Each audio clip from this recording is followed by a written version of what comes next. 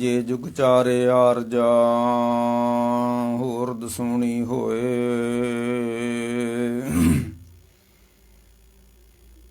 ਜੇ ਜੁਗ ਚਾਰੇ ਆਰਜਾ ਹੋਰ ਦਸੂਣੀ ਹੋਏ। ਨਵਾਂ ਖੰਡਾਂ ਵਿੱਚ ਜਾਣੀਏ ਨਾਲ ਚਲੇ ਸਭ ਕੋਏ। ਚੰਗਾ ਨਾਉ ਰਖਾਏ ਕੈ ਜਸ ਕੀਰਤ ਜਗਲੇ। ਜੇ ਤਿਸ ਨਦਰ ਨਾ ਆਵਈ ਤਾਂ ਬਾਤ ਨ ਪੁੱਛੇ ਕੇ। ਕੀਟਾਂ ਅੰਦਰ ਕੀਟ ਕਰ ਦੋਸ਼ੀ ਦੋਸ਼ ਧਰੇ। ਨਾਨਕ ਨਿਰਗੁਣ ਗੁਣ ਕਰੇ। ਗੁਣਵੰਤਿਆਂ ਗੁਣ ਦੇ। ਨਾਨਕ ਨਿਰਗੁਣ ਗੁਣ ਕਰੇ। ਗੁਣਵੰਤਿਆਂ ਗੁਣ ਦੇ।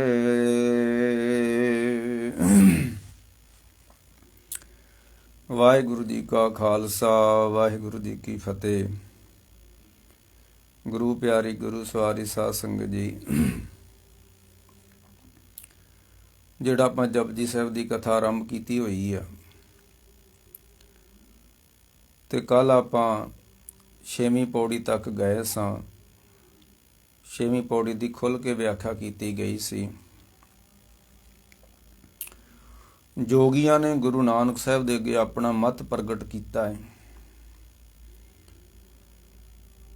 ਹਰ ਧਰਮ ਦੀ ਆਪਣੀ ਰਹੁ ਰੀਤ ਹੁੰਦੀ ਆ ਤੇ ਜੋਗੀਆਂ ਨੇ ਆਖਿਆ ਵੀ ਤੁਸੀਂ ਸਾਡੇ ਧਰਮ ਵਿੱਚ ਆਓ ਤੇ ਅਸੀਂ ਆਪਣੀ ਤੁਹਾਨੂੰ ਰਹੁ ਰੀਤ ਦਿੰਦੇ ਹਾਂ, ਜਿਹਨੂੰ ਅੱਜ ਵੀ ਅਸੀਂ ਕਹਿ ਸਕਦੇ ਹਾਂ ਕਿ ਧਰਮ ਪਰਿਵਰਤਨ।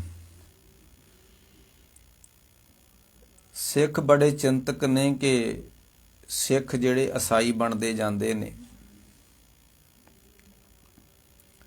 ਇਹ ਧਰਤੀ ਤੇ ਉਥਲ ਪੁਥਲ ਸਦਾ ਹੀ ਰਿਹਾ ਵਾ ਤੇ ਸਦਾ ਹੀ ਰਹਿਣਾ ਵਾ। ਇਹਦੀ ਕੋਈ ਵੱਡੀ ਚਿੰਤਾ ਦੀ ਲੋੜ ਨਹੀਂ ਹੈ। ਅੰਗਰੇਜ਼ ਲੋਕ ਈਸਾਈਆਂ ਤੋਂ ਸਿੱਖ ਬਣਦੇ ਜਾਂਦੇ ਨੇ। ਚਲੋ ਖੈਰ,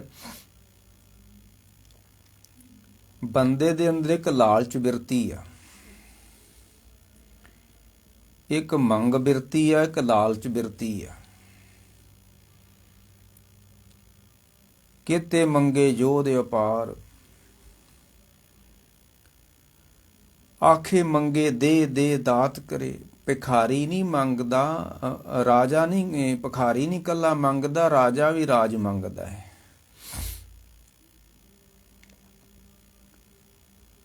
ਬੰਦੇ ਦੇ ਅੰਦਰੋਂ ਇਹ ਬਾਹਰੀ ਵਿਖਾਵੇ ਦਾ ਤਿਆਗ ਤਾਂ ਕਰ ਦਿੰਦਾ ਹੈ, ਪਰ ਅੰਦਰੋਂ ਤਿਆਗ ਹੁੰਦਾ ਨਹੀਂ ਹੈ।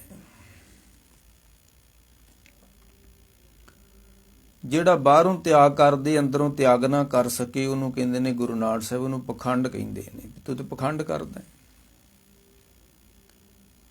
ਜੇਕਰ ਸੂਤਕ ਮੰਨੀਏ, ਤੁਸੀਂ ਸੂਤਕ ਨੂੰ ਮੰਨਦੇ ਹੋ, ਫਿਰ ਮਾਰ ਕਹਿੰਦੇ ਪੂਰਨ ਤੌਰ ਤੇ ਮੰਨੋ। ਜੇਕਰ ਸੂਤਕ ਮੰਨੀਏ ਸਭ ਤੇ ਸੂਤਕ ਹੋਏ।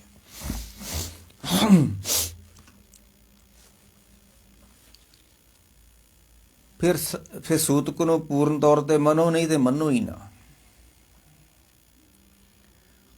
ਜੇ ਤੁਸੀਂ ਤਿਆਗੀ ਹੋ ਤੇ ਫਿਰ ਪੂਰਨ ਤੌਰ ਤੇ ਤਿਆਗੀ ਹੋ ਜਾਓ, ਨਹੀਂ ਤੇ ਤਿਆਗੀ ਨਾ ਹੋ। ਸਿੱਧਾ ਨੇ ਹੁਣ ਘਰ ਬਾਹਰ ਤੇ ਛੱਡਿਆ ਵਾ ਤੇ ਉਹਨਾਂ ਦੇ ਅੰਦਰ ਲਾਲਚ ਵਾ ਕਿ ਸਾਡਾ ਧਰਮ ਵਧੇ। ਇਹ ਲਾਲਚ ਬੰਦੇ ਦੇ ਪ੍ਰਾਣਾਂ 'ਚ ਵਸਿਆ ਹੋਇਆ ਵਾ। ਉਹ ਲਾਲਚ ਦੁਨੀਆਦਾਰ ਨੂੰ ਤਾਂ ਪਰਿਵਾਰ ਦਾ ਤੇ ਘਰ-ਬਾਰ ਦਾ ਲਾਲਚ ਹੋਏਗਾ, ਤੇ ਜੋਗੀਆਂ ਨੂੰ ਲਾਲਚ ਵਾ ਕਿ ਉਮਰ ਵੱਡੀ ਕਰਨੀ ਹੈ। ਜੇ ਜੁਗ ਚਾਰੇ ਆਰਜ,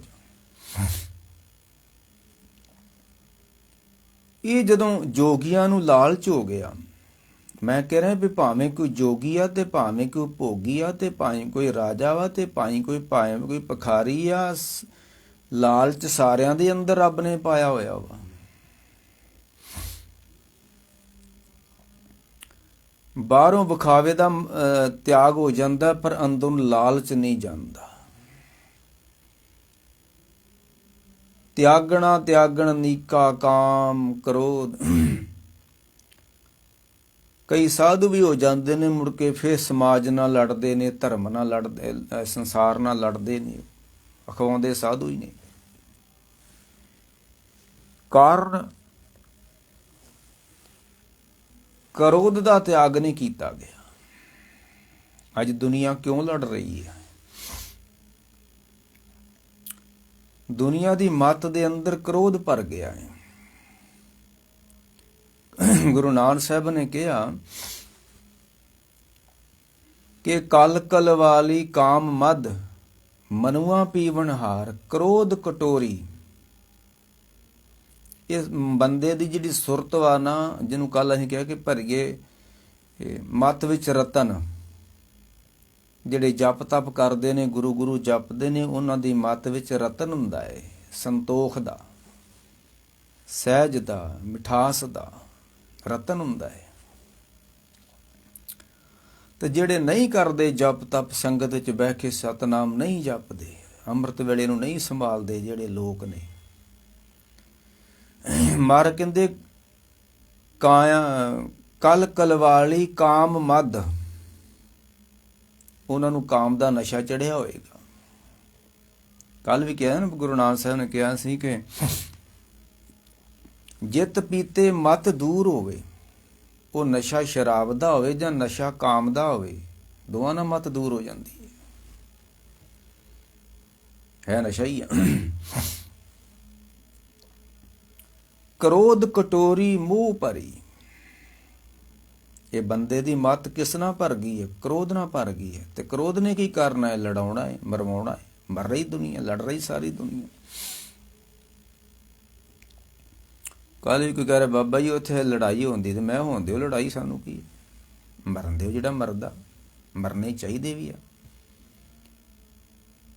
ਇੰਨਾ ਗੋਲੀ ਸਿੱਕਾ ਬਰੂਦ ਜਿਹੜਾ ਬਣਾਇਆ ਵਾ, ਉਹ ਪੂਜਾ ਕਰਨ ਵਾਸਤੇ ਥੋੜਾ ਬਣਾਇਆ, ਬੰਦੇ ਮਾਰਨ ਵਾਸਤੇ ਬਣਾਇਆ, ਤੇ ਬੰਦੇ ਮਰਨੇ ਚਾਹੀਦੇ ਆ।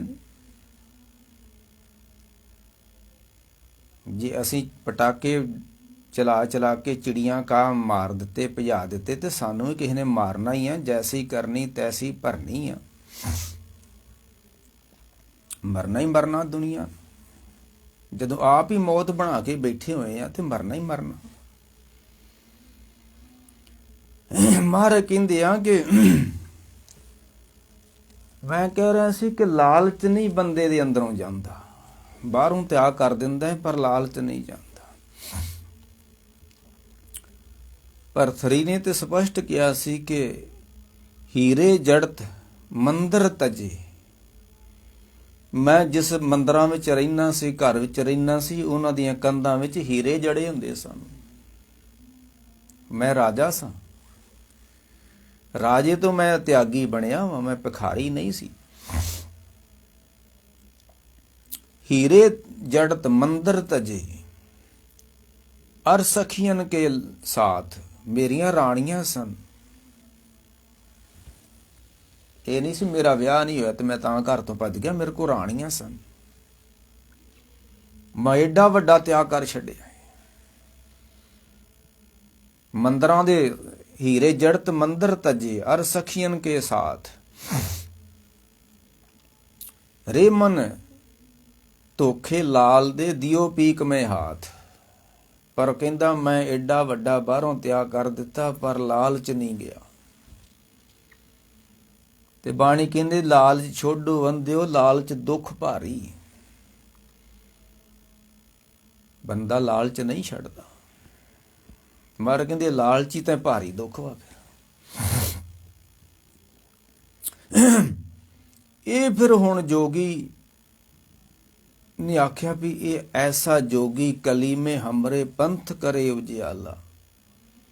ਜਦੋਂ ਗਿਆਨ ਚਰਚਾ ਵਿੱਚ ਜੋਗੀ ਹਾਰ ਜਾਂਦੇ ਨੇ, ਤੇ ਉਹ ਫਿਰ ਗੁਰੂ ਨਾਨਕ ਸਾਹਿਬ ਨੂੰ ਹੁਣ ਸ਼ਕਤੀਆਂ ਵਿਖਾਉਂਦੇ ਨੇ।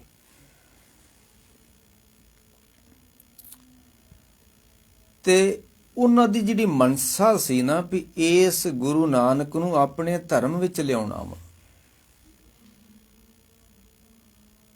ਘਰ-ਬਾਰ ਛੱਡ ਦਿੱਤਾ, ਰਾਜ ਛੱਡ ਦਿੱਤਾ, ਤੇ ਧਰਮ ਦਾ ਹੀ ਮੋਹ ਹੋ ਗਿਆ ਹੁਣ ਤਾਂ।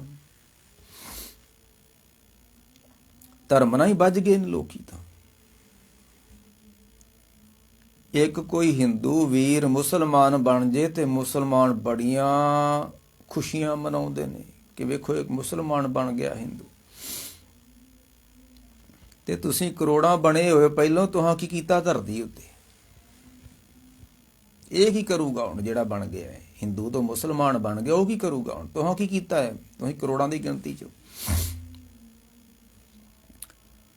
ਪਰ ਬੰਦੇ ਦੇ ਅੰਦਰ ਲਾਲਚ ਵਾ, ਤੇ ਲਾਲਚ ਨੂੰ ਕੁੱਤਾ ਕਿਹਾ ਮਹਾਰਾਜ ਨੇ, ਲੋਭੀ ਹਲਕਾਇਆ ਕੁੱਤਾ ਕਿਹਾ ਲਾਲਚ ਨੂੰ।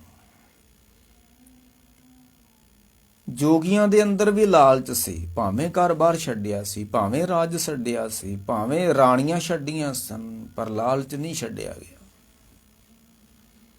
ਛੱਡਣਾ ਤੇ ਲਾਲਚ ਸੀ, ਉਹ ਤਾਂ ਛੱਡਿਆ ਹੀ ਨਹੀਂ। ਤੇ ਬਿਨ ਹਉ ਤਿਆਗ ਕਹਾਂ ਕੋ ਤਿਆਗੀ, ਜੇ ਹਉ ਨਹੀਂ ਤਿਆਗੀ ਫਿਰ ਕਿਸ ਚੀਜ਼ ਦਾ ਤੁਸੀਂ ਤਿਆਗ ਕਰਤਾ?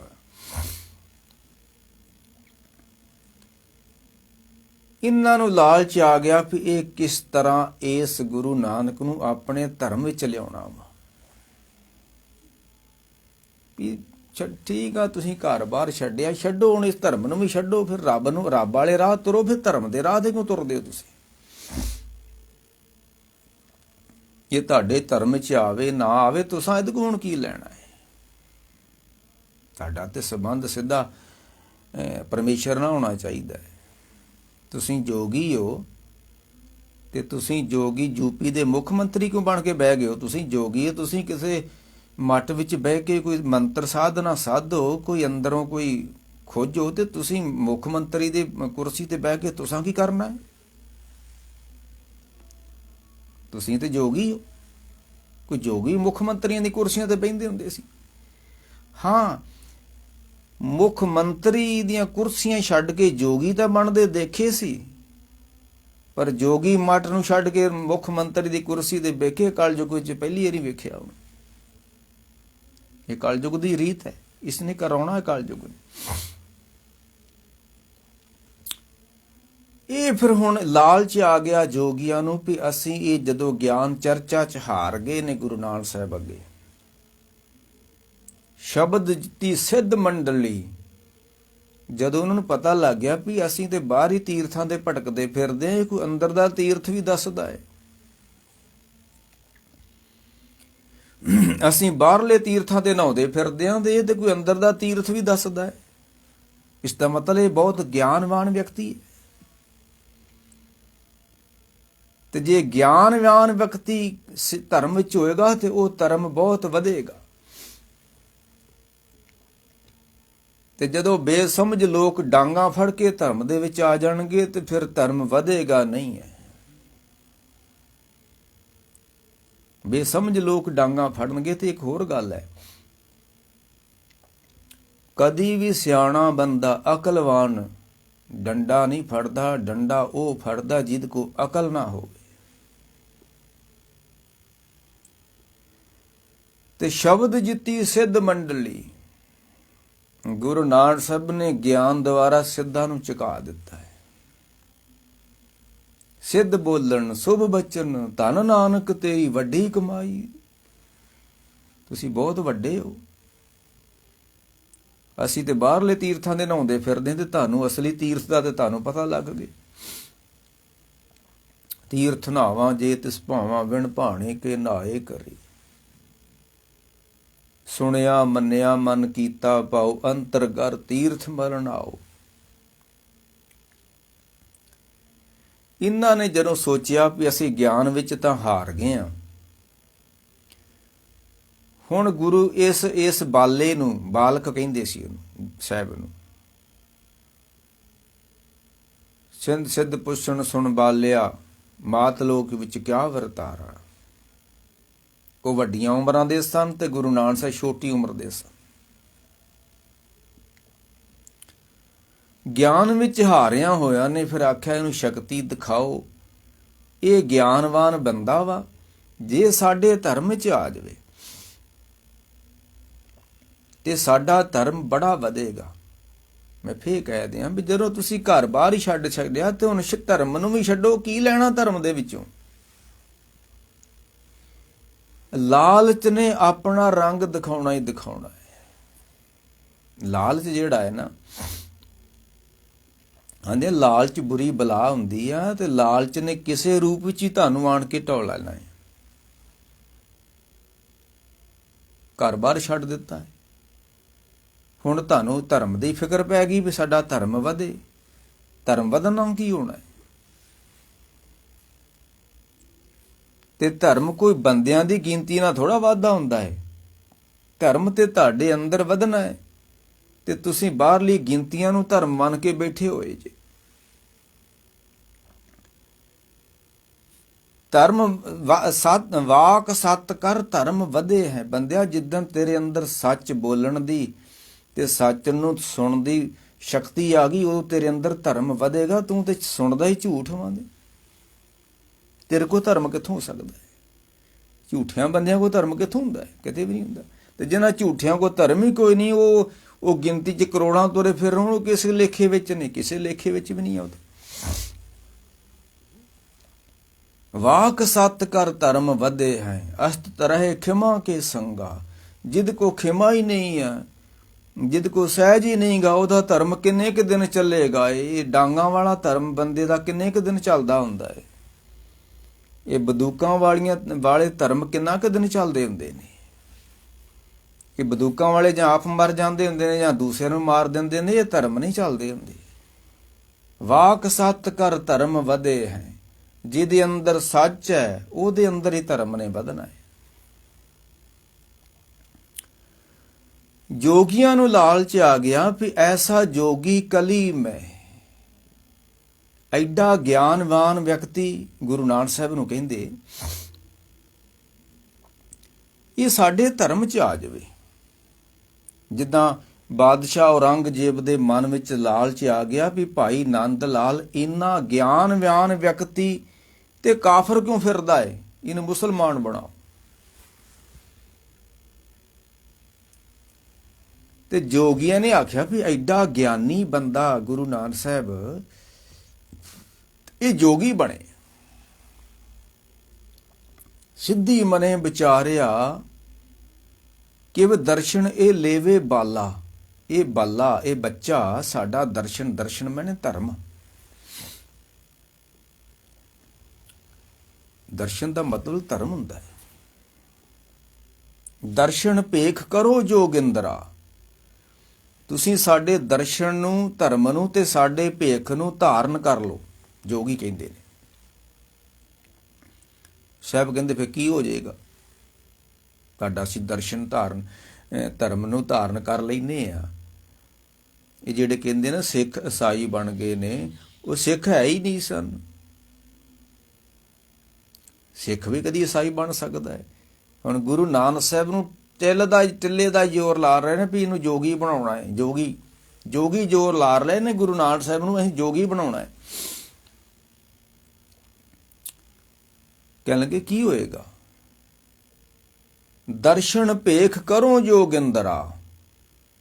ਅਸੀਂ ਤੁਹਾਨੂੰ ਆਪਣਾ ਜਥੇਦਾਰ ਬਣਾ ਲੈਨੇ ਆ, ਤੁਸੀਂ ਆ ਜਾਓ, ਇੱਧਰ ਆ ਜਾਓ। ਕਿੱਡਾ ਵੱਡਾ ਲਾਲਚ ਵਾ। ਦਰਸ਼ਨ ਭੇਖ ਕਰੋ ਜੋਗਿੰਦਰਾ, ਤੁਹਾਨੂੰ ਜੋਗੀਆਂ ਦਾ ਜੋਗਿੰਦਰਾ ਬਣਾ ਦਿਆਂਗੇ। ਅਸੀਂ ਤੇ ਜੋਗੀਆਂ, ਤੁਹਾਨੂੰ ਜੋਗਿੰਦਰਾ ਬਣਾ ਦਿਆਂਗੇ। ਕਹਿ ਲਗੇ ਕੀ ਦਿਓਗੇ ਫਿਰ? ਦਰਸ਼ਨ ਭੇਖ ਕਰੋ ਜੋਗਿੰਦਰਾ, ਮੁੰਦਰਾਂ ਝੋਲੀ ਖਿੰਥਾ। ਕੰਨ ਵਿੱਚ ਮੁੰਦਰਾਂ ਪਾ ਲਓ, ਝੋਲੀ ਫੜ ਲਓ ਮੰਗਣ ਵਾਸਤੇ। ਸਾਹਿਬ ਕਹਿੰਦੇ ਇਹ ਕਿੱਦਾਂ ਦਾ ਧਰਮ ਤੁਹਾਡਾ? ਰੱਬ ਨੇ ਕੰਨ ਲਾਏ ਨੇ, ਇਹਨਾਂ ਕੰਨਾਂ ਨਾਲ ਸੁਣੋ ਕਿ ਇਹ ਪਾੜ ਕੇ ਮੁੰਦਰਾਂ ਪਾਉਣ ਵਾਸਤੇ ਥੋੜਾ ਬਣਾਏ ਨੇ।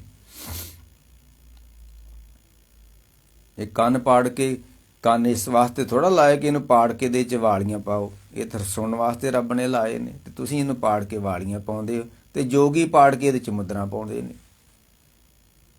ਦਰਸ਼ਨ ਭੇਖ ਕਰੋ ਜੋਗਿੰਦਰਾ, ਖਿੰਥਾ ਝੋਲੀ ਮੁੰਦਰਾ। ਸਾਹਿਬ ਨੂੰ ਜਦੋਂ ਇਹ ਗਿਆਨ ਵਿੱਚ ਹਾਰ ਗਏ ਤੇ ਹੁਣ ਸ਼ਕਤੀ ਵਿਖਾਉਣ ਲੱਗੇ ਨੇ, ਤੇ ਅੰਦਰ ਲਾਲਚ ਵਾ ਵੀ ਇਸ ਬੱਚੇ ਨੂੰ ਅਸੀਂ ਆਪਣੇ ਧਰਮ 'ਚ ਲਿਆਉਣਾ, ਕਿਉਂਕਿ ਇਹਦੇ ਕੋਲ ਗਿਆਨ ਬੜਾ ਵਾ। ਮੈਂ ਤੇ ਅੱਗੇ ਵੀ ਕਹਿਣਾ ਹੁੰਦਾ, ਸਿਆਸੀ ਬੰਦੇ ਧਰਮੀਆਂ ਨੂੰ ਖਰੀਦ ਲੈਂਦੇ ਨੇ, ਬਾਬਿਆਂ ਨੂੰ ਖਰੀਦ ਲੈਂਦੇ। ਕਿਉਂ? ਉਹਨਾਂ ਨੂੰ ਪਤਾ ਇਹਨਾਂ ਕੋਲ ਵੋਟਾਂ ਬੜੀਆਂ ਨੇ। ਤੇ ਬਾਬੇ ਇਸ ਵਾਸਤੇ ਖਰੀਦੇ ਜਾਂਦੇ ਨੇ ਕਿਉਂਕਿ ਉਹਨਾਂ ਨੂੰ ਪਤਾ ਵੀ ਮੰਤਰੀ ਦੀ ਚੱਲਦੀ ਬੜੀ ਆ ਤੇ ਸਾਡੀ ਵੀ ਫਿਰ ਚੱਲੇਗੀ।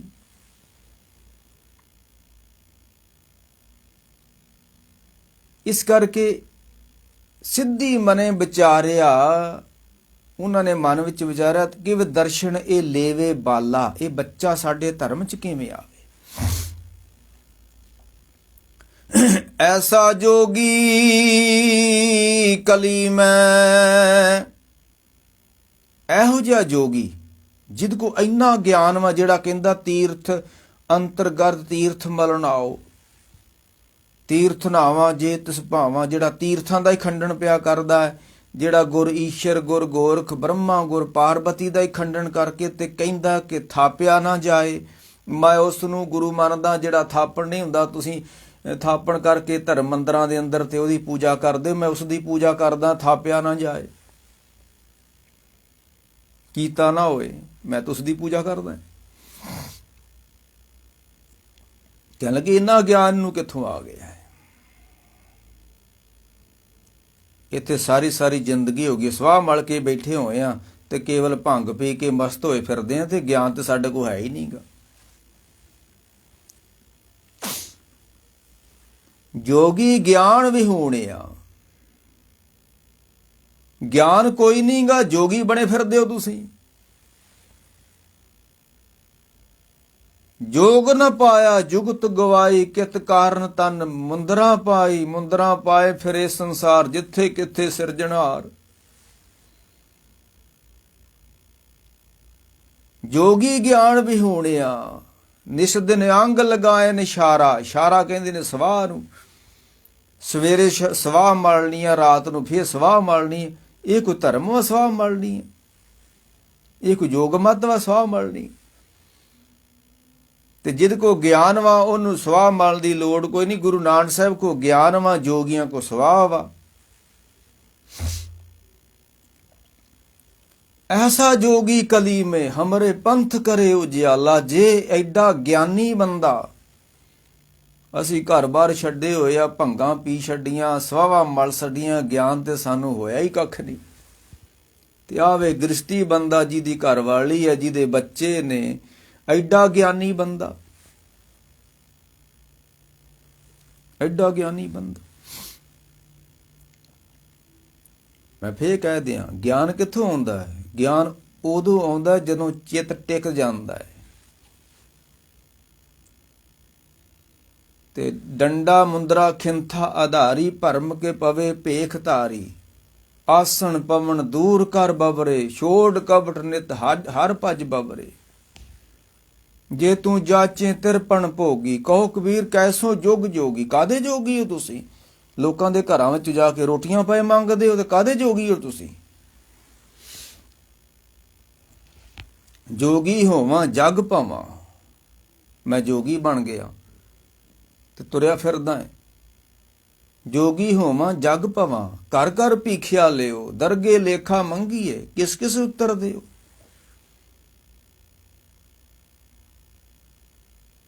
जोगी ज्ञान विहूणिया, जोगी को ज्ञान कोई नहीं तो गृहस्थियों को ज्ञान कित्थों आ जाना है।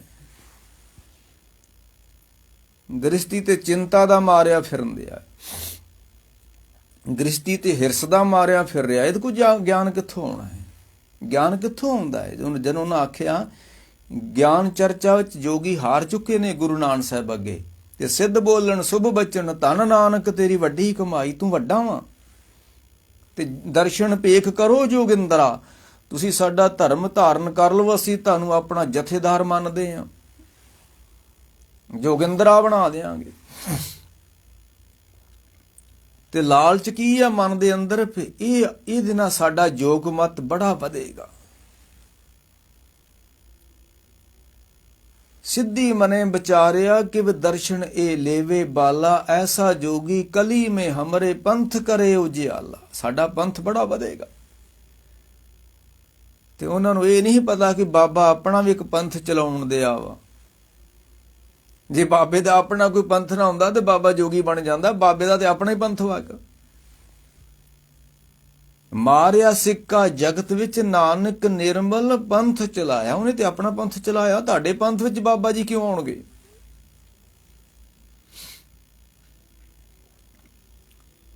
ਖੈਰ, ਮੈਂ ਜਿਹੜੀ ਗੱਲ ਕਹਿਣੀ ਚਾਹੁੰਦਾ ਉਸ ਅੱਜ ਕਹਿ ਨਾ ਸਕਾਂ। ਹੋ ਸਕਦਾ ਜੇ ਜੁਗ ਚਾਰੇ ਆਰਜਾਂ ਵਾਲੀ।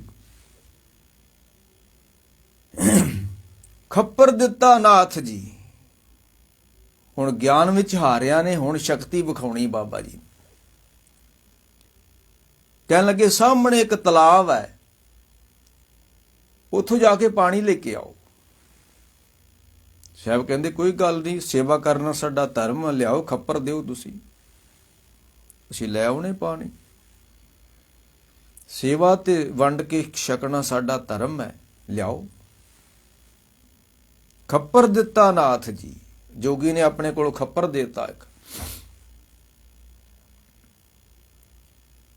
ਖੱਪਰ ਦਿੱਤਾ ਨਾਥ ਜੀ, ਪਾਣੀ ਭਰ ਲੈਵਣੀ ਉੱਠ ਚਾਲਾ। ਬਾਬਾ ਆਇਆ ਪਾਣੀਏ।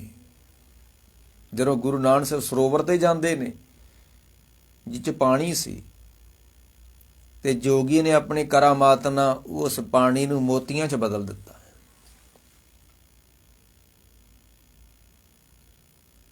ਬਾਬਾ ਆਇਆ ਪਾਣੀਏ, ਡਿੱਠੇ ਰਤਨ ਜਵੇਹਰ ਲਾਲਾ।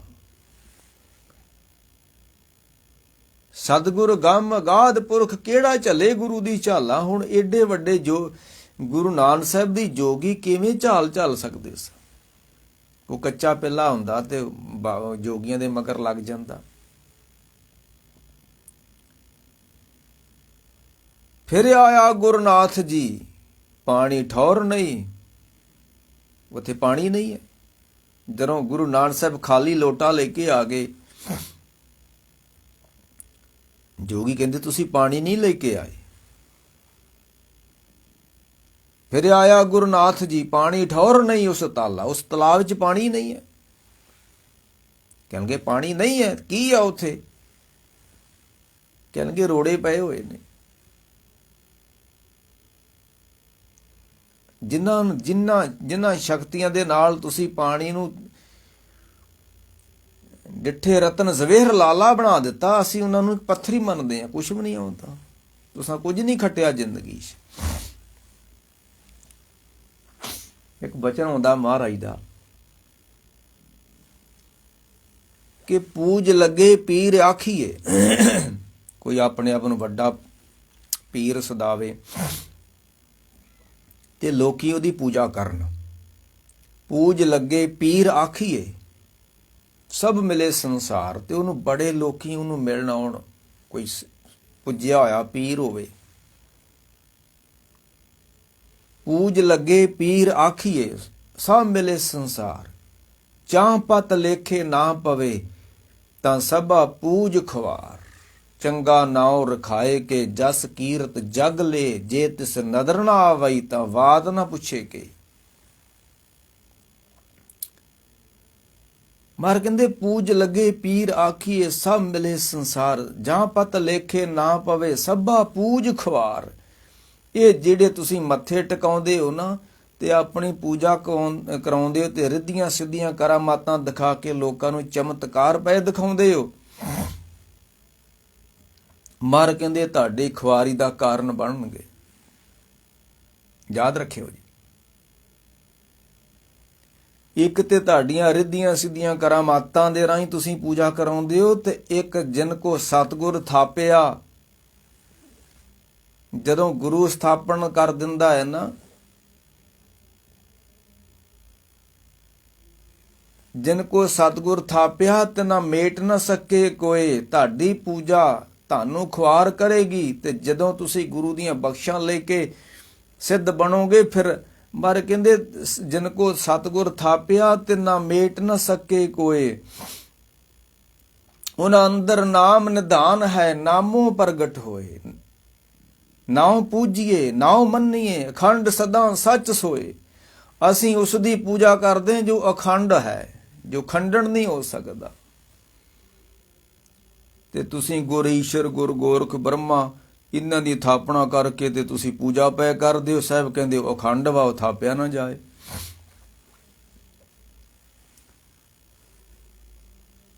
ਹੁਣ ਇਹ ਵੀ ਜਿਹੜੀ ਸ਼ਕਤੀ ਸੀ ਗੁਰੂ ਨਾਨਕ ਸਾਹਿਬ ਨੂੰ ਭਰਮਾ ਨਹੀਂ ਸਕੀ।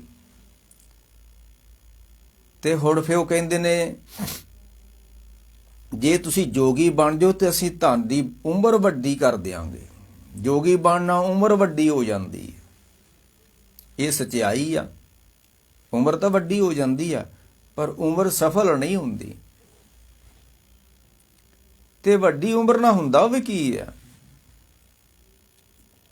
ਮਰ ਕਹਿੰਦੇ ਬੈਤੀ ਜਾਤ ਕਦੇ ਦ੍ਰਿਸ਼ਟ ਨਾ ਧਾਰਤ, ਮਿਥਿਆ ਮੋਹ ਬੰਦੇ ਨਿਤ ਪਾਰਚ। ਜਿਉਂ ਜਿਉਂ ਉਮਰ ਵੱਡੀ ਹੁੰਦੀ ਜਾਂਦੀ ਪਾਪ ਹੀ ਵੱਧਦੇ ਜਾਂਦੇ ਨੇ ਕਿ ਕੁਛ ਵੱਧਦਾ ਵੀ ਆ। ਹਾਂ, ਧਨ ਦੌਲਤ ਵੱਧ ਸਕਦੀ ਆ, ਮੋਹ ਵੱਧ ਸਕਦਾ ਹੈ, ਈਰਖਾ ਵੱਧ ਸਕਦੀ ਉਮਰ ਦੇ ਵਧਣ ਨਾਲ। ਹੋਰ ਵੀ ਕੁਛ ਵੱਧਦਾ, ਮੋਹ ਹੀ ਵੱਧਦਾ, ਈਰਖਾ ਹੀ ਵੱਧਦੀ ਉਮਰ ਵਧਣਾ ਕਿ ਹੋਰ ਵੀ ਕੁਛ ਵੱਧਦਾ ਹੈ। ਇੱਕ ਅਸੀਂ ਬਚਨ ਪੜ੍ਹਦੇ ਰਹਿ ਰਸ ਦਾ ਕਿ ਸਿੱਧਾਂ ਪੁਰਖਾਂ ਕੀਆਂ ਵਡਿਆਈਆਂ, ਤੁਧ ਬਿਨ ਸਿੱਧੀ ਕਿਨੇ ਨਾ ਪਾਈਆਂ। ਠੀਕ ਆ, ਕੋਈ ਜੋਗੀ ਸਿੱਧ ਹੋ ਗਿਆ, ਆਪਣੀਆਂ ਜਪ ਤਪ ਦੇ ਨਾਲ ਕੋਈ ਰਿੱਧ ਸਿੱਧ ਅਵਰਾ ਸਾਧ ਦੇ ਵਿੱਚ ਲੀਨ ਹੋ ਗਿਆ ਹੈ। ਮਰ ਕਹਿੰਦੇ ਵੱਖਰਾ ਮਾਰਗ ਆ ਪਰ ਇੱਕ ਰੱਬ ਦਾ ਬਖਸ਼ਿਸ਼ ਵਾਲਾ ਮਾਰਗ ਵਾ, ਉਹ ਗੁਰੂ ਦੀ ਕਿਰਪਾ ਨਾਲ ਮਿਲਦਾ ਹੈ। ਮਰ ਕਹਿੰਦੇ ਤੁਸੀਂ ਉਮਰ ਵਧਾਉਣ ਦੀ ਬਜਾਏ ਤੁਸੀਂ ਗੁਰੂ ਦੀ ਸ਼ਰਨ ਵਿੱਚ ਆ ਜਾਓ, ਉਮਰ ਨਾ ਵਧਾਓ। ਤੇ ਇਥੋਂ ਗੱਲ ਮਰ ਆਰੰਭ ਕਰ, ਜੇ ਜੁਗ ਚਾਰੇ ਆਰਜਾ। ਮਰ ਕਹਿੰਦੇ ਤੁਸੀਂ ਕਹਿੰਦੇ ਅਸੀਂ ਉਮਰ ਵੱਡੀ ਕਰ ਦਾਂਗੇ ਤੇ ਕਹਿੰਦੇ ਕਿੰਨੀ ਕਰ। ਮਰ ਕਹਿੰਦੇ ਕਿੰਨੀ ਕਰ ਦਿਓ। ਕਹਿਣ ਲੱਗੇ 4 ਯੁੱਗ ਕਰ ਦਈਏ ਤੁਹਾਡੀ ਉਮਰ ਵੱਡੀ। ਇਹ ਜੋਗੀ ਕੀ ਕਰਦੇ ਸੀ ਕਿ ਆਪਣੇ ਪਦਮ ਆਸਣ ਲਾ ਕੇ ਆਪਣੇ ਸਾਹ ਨੂੰ ਰੋਕ ਲੈਂਦੀ। ਜਦੋਂ ਸਾਹ ਹੀ ਰੁਕ ਗਿਆ ਮੌਤ ਹੁਣ ਕਿੱਥੋਂ ਹੋਣੀ ਹੈ। ਤੇ ਇਸ ਤਰ੍ਹਾਂ ਕਰਨ ਦੇ ਨਾਲ ਹੋਣਾ ਵੀ ਕੀ ਆ। ਮਹਾਰਾਜ ਨੇ ਇੱਥੋਂ ਤੱਕ ਵੀ ਕਹਿ ਦਿੱਤਾ ਕਿ ਬਸਤਰ ਉਤਾਰ ਦਿਗੰਬਰ ਹੋਗ, ਜਟਾਂ ਧਾਰ ਕਿਆ ਕਮਾਵੇਂ ਜੋਗ। ਮਨ ਨਿਰਮਲ ਨਹੀਂ ਦਸਵੇਂ ਦਵਾਰ। ਤੇ ਤੁਸੀਂ ਸਾਹ ਰੋਕ ਕੇ ਤੇ ਆਪਣੇ ਮਨ ਨੂੰ 10ਵੇਂ ਦਵਾਰ 'ਚ ਟਿਕਾ ਦਿੱਤਾ। ਇਸ ਤਰ੍ਹਾਂ ਕੀ ਹੋਣਾ ਹੈ। ਮਨ ਨਿਰਮਲ ਨਹੀਂ 10ਵੇਂ ਦਵਾਰ, ਪਰਮ ਪਰਮ ਆਵੇ ਮੂੜਾ ਵਾਰੋ ਵਾਰ। ਮਰਨ ਜੇ ਜੁਗ ਚਾਰੇ ਆਰਜਾ, ਹੋਰ ਦਸੂਣੀ ਹੋਏ। 40 ਯੁੱਗ ਤੱਕ ਕੋਈ ਉਮਰ ਨੂੰ ਵੱਡਿਆਂ ਕਰ ਗਿਆ ਆਪਣੀ ਨੂੰ। ਤਾਂ ਤੇ ਉਮਰ ਵੱਡੀ ਹੋਣ ਨਾਲ ਫਿਰ ਜਸ ਵੀ ਤਾਂ ਹੋਣਾ ਹੀ ਹੈ ਨਾ। ਬੱਲੇ ਬੱਲੇ ਫਲਾਣੇ ਦੀ ਬੜੀ ਉਮਰ ਆ, ਫਲਾਣਾ ਬੜਾ ਜੋਗੀ ਵੱਡਾ ਹੈ। ਚੰਗਾ ਨਾਉ ਰਖਾਏ ਕੈ। ਇੱਕ ਤੇ ਉਮਰ ਲੰਮੀ ਕਰ ਲੈਂਦੇ ਨੇ ਤੇ ਕੁਝ ਇਹੋ ਜਿਹੇ ਬੰਦੇ ਕੰਮ ਕਰਦੇ ਨੇ ਜਿਹਦੇ ਨਾਲ ਉਹਨਾਂ ਦਾ ਨਾਂ ਚੰਗਾ ਬਣ ਜਾਂਦਾ ਧਰਤੀ ਦੇ ਉੱਤੇ। ਚੰਗਾ ਨਾਉ ਰਖਾਏ ਕੇ, ਜਿੱਦਾਂ ਹਰੀ ਚੰਦ ਦਾਨ ਕਰੇ ਜਸ ਲੇਵੇ। ਕੋਈ ਬੰਦਾ ਦਾਨ ਕਰਦਾ ਤੇ ਉਹਦਾ ਨਾਂ ਬਣ ਜਾਂਦਾ ਵੀ ਬੰਦਾ ਚੰਗਾ ਹੈ। ਪਰ ਮਰ ਕਹਿੰਦੇ ਬਿਨ ਸਿਮਰਨ ਜੋ ਜੀਵਨ ਬਲਣਾ। ਜੇ ਜੁਗ ਚਾਰੇ ਆਰਜਾਂ, ਹੋਰ ਦਸੂਣੀ ਹੋਏ। ਬਿਨ ਸਿਮਰਨ ਜੋ ਜੀਵਨ ਬਲਣਾ, ਸਰਪ ਜੈਸੇ ਅਰ ਜਾਰੀ। ਤੇ ਸੱਪ ਦੀ ਵੀ ਵੱਡੀ ਉਮਰ ਹੁੰਦੀ। ਜੇ ਬੰਦੇ ਦੀ ਵੱਡੀ ਉਮਰ ਹੋ ਗਈ ਤੇ ਸੱਪ ਵੀ ਜ਼ਹਿਰ ਨਾ ਭਰਿਆ ਤੇ ਬੰਦਾ ਵੀ ਜ਼ਹਿਰ ਨਹੀਂ ਭਰਿਆ, ਹੋਰ ਕੀ ਹੈ ਬੰਦੇ ਦੇ ਕੋਲ। ਮਹਾਰਾਜ ਇੱਥੋਂ ਤੱਕ ਵੀ ਕਿਹਾ, ਮੈਂ ਕੱਲ ਵੀ ਉਦਾਹਰਨ ਦਿੱਤੀ ਸੀ ਇੱਕ ਬਾਣੀ ਦੀ। ਜੋਗ ਸਿੱਧ ਆਸਣ 84, ਇਹ ਪੀ ਕਰ ਰਿਹਾ ਵੱਡੀ ਆਰਜਾ। ਫਿਰ ਜੰਮੇ ਹਰਸੋਂ ਸੰਗ ਨਾ ਗਿਆ। ਵੱਡੀ ਉਮਰ ਹੋ ਕੇ ਵੀ ਜੇ ਰੱਬ ਦਾ ਸੰਗ ਨਹੀਂ ਪ੍ਰਾਪਤ ਹੋਇਆ ਤੇ ਵੱਡੀ ਉਮਰ ਕਿਸ ਲੇਖੇ ਵਿੱਚ ਵਾ। ਤੇ ਜੇ ਛੋਟੀ ਉਮਰ ਵਿੱਚ ਹੀ ਰੱਬ ਦਾ ਸੰਗ ਹੋ ਗਿਆ ਤੇ ਫਿਰ ਤੇ ਉਮਰ ਸਫਲ ਹੋ ਗਈ। ਉਹ ਤਾਂ ਵੱਡੀ ਉਮਰ ਕਰਾ ਕੇ ਵੀ ਜੇ ਰੱਬ ਦਾ ਸੰਗ ਪ੍ਰਾਪਤ ਨਹੀਂ ਹੋਇਆ ਤੇ ਵੱਡੀ ਆਰਜਾ ਫਿਰ ਜਨਮੇ ਹਰਸੋਂ ਸੰਗ ਨਾ ਗਿਆ। ਤੇ ਕੀ ਕਰੋਗੇ ਧਰਤੀ ਤੇ ਰਹਿ ਕੇ ਵੱਡੀ ਉਮਰ ਕਰਕੇ? ਹਰੀ ਤਾਂ ਮਿਲਿਆ ਹੀ ਨਹੀਂ, ਰੱਬ ਤਾਂ ਮਿਲਿਆ ਹੀ ਨਹੀਂ, ਜੋਗ ਤਾਂ ਮਿਲਿਆ ਹੀ ਨਹੀਂ। ਜੋਗ ਨਾ ਪਾਇਆ ਜੁਗਤ ਗਵਾਈ, ਜੋਗੀ ਕੀ ਕਰ ਜੁਗਤ ਦਸਾਈ। ਤਿਤ ਕਾਰਨ ਕੰਨ ਮੁੰਦਰਾਂ ਪਾਈ, ਮੁੰਦਰਾਂ ਪਾਏ ਫਿਰੇ ਸੰਸਾਰ, ਜਿੱਥੇ ਕਿੱਥੇ ਸਿਰਜਣਹਾਰ। ਜੋਗੀ ਗਿਆਨ ਵੀ ਹੋਣਿਆ, ਜੋ ਜੋਗੀ ਜਤ ਬਾਹਰਾ, ਤਪ ਨਹੀਂ ਸਤ ਸੰਤੋਖ। ਤੇ ਵੱਡੀ ਉਮਰ ਨੂੰ ਕੀ ਕਰਨਾ ਜੀ? 10ਵੇਂ ਪਾਤਸ਼ਾਹ 42 ਸਾਲ ਦੇ ਜਿੱਦਣ ਕਹਿੰਦੇ ਅਸੀਂ ਚੱਲੇ ਆ ਭਾਈ, ਸਮਾਂ ਆ ਗਿਆ। ਗੁਰੂ ਰਾਮਦਾਸ 46 ਸਾਲ ਦੇ ਜਿੱਦਣ ਕਹਿੰਦੇ ਪਈ ਅਸੀਂ ਚੱਲੇ, ਸਮਾਂ ਆ ਗਿਆ। ਵੱਡੀਆਂ ਉਮਰਾਂ ਤਾਂ ਗੁਰੂਆਂ ਨੇ ਨਹੀਂ ਭੋਗੀਆਂ।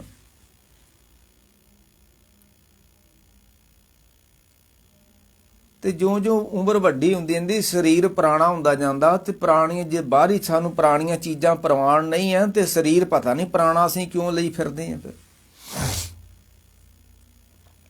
ਪੁਰਾਣਾ ਘਰ ਨਹੀਂ ਪਸੰਦ, ਪੁਰਾਣੀ ਗੱਡੀ ਨਹੀਂ ਪਸੰਦ, ਪੁਰਾਣੀ ਜੁੱਤੀ ਨਹੀਂ ਪਸੰਦ, ਪੁਰਾਣਾ ਕੱਪੜਾ ਨਹੀਂ ਪਸੰਦ, ਤੇ ਪੁਰਾਣਾ ਸਰੀਰ ਪਤਾ ਨਹੀਂ ਕਿਉਂ ਪਸੰਦ ਲੋਕਾਂ ਨੂੰ।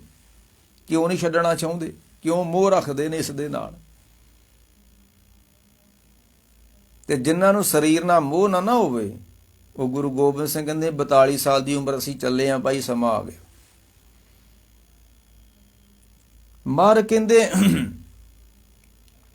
ਮਾਰਕੰਡੇ ਤੇ ਕੋ ਅਧਿਕਾਈ, ਸਭ ਤੋਂ ਵੱਡੀ ਉਮਰ ਮਾਰਕੰਡੇ ਰਿਸ਼ੀ ਨੇ ਭੋਗੀ, ਪਰ ਓੜਕ ਉਹਨਾਂ ਨੂੰ ਜਾਣਾ ਹੀ ਪਿਆ ਵਾ।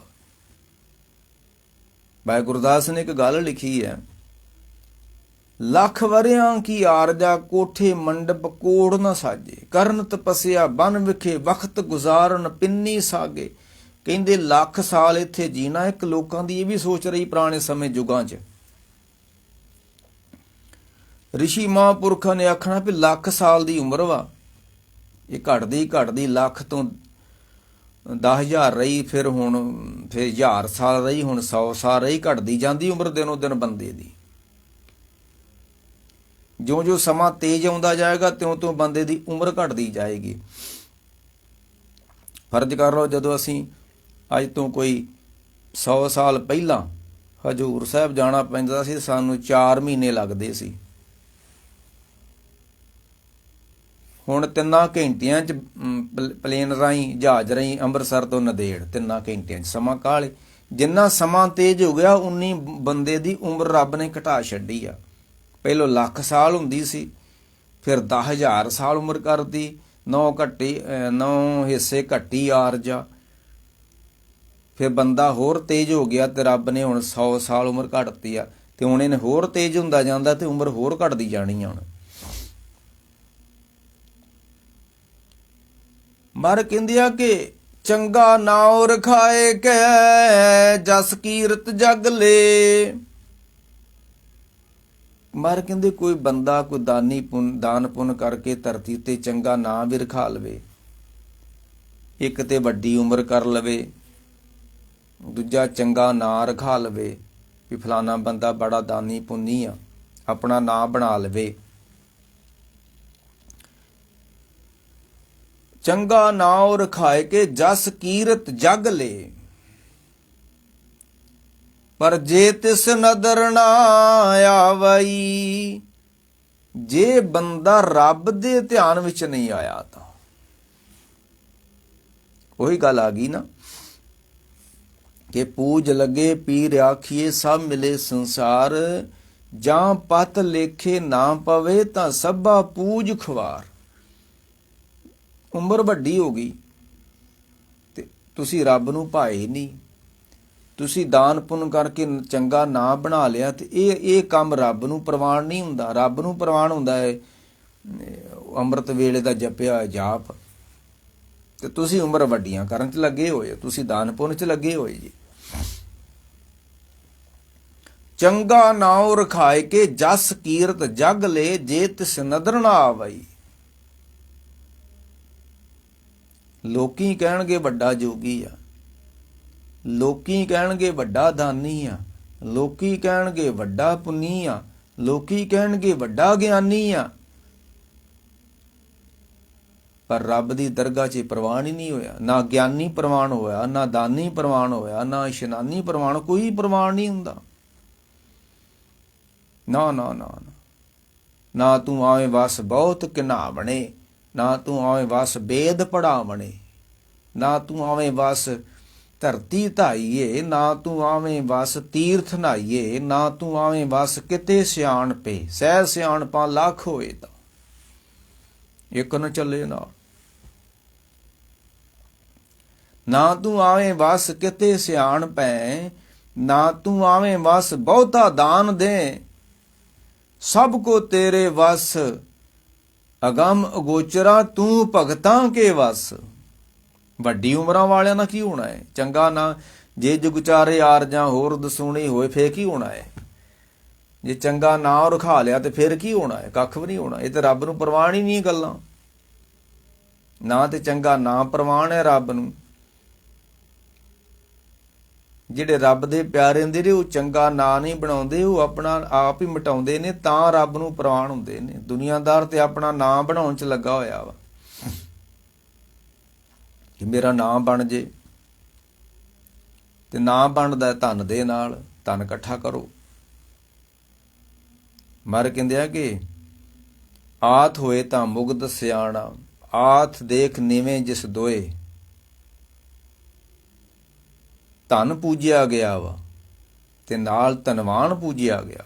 ਗਰੀਬ ਨੂੰ ਤਾਂ ਕੋਈ ਪੂਜਦਾ ਹੀ ਨਹੀਂ। ਗਰੀਬ ਨੂੰ ਤਾਂ ਨਹੀਂ ਕੋਈ ਪੂਜਦਾ, ਉਹਦੇ ਕੋਲ ਧਨ ਨਹੀਂ ਹੈ। ਦੁਨੀਆ ਧਨ ਨੂੰ ਮੱਥਾ ਟੇਕਦੀ ਆ ਤੇ ਨਾਲ ਹੀ ਧਨਵਾਨ ਨੂੰ ਮੱਥਾ ਟੇਕਦੀ ਹੈ। ਮਰ ਕਹਿੰਦੇ ਇਹ ਇਸ ਕਰਕੇ ਪ੍ਰਵਾਨ ਨਹੀਂ ਹੁੰਦੇ। ਪਿਆਰੇ ਰੱਬ ਦੇ ਸੰਤ ਇਸ ਕਰਕੇ ਪ੍ਰਵਾਨ ਹੁੰਦੇ ਨੇ, ਉਹ ਨਾਮ ਬਣਾਉਂਦੇ ਨਹੀਂ, ਉਹ ਆਪਣਾ ਨਾਮ ਹੀ ਮਿਟਾ ਦਿੰਦੇ ਨੇ।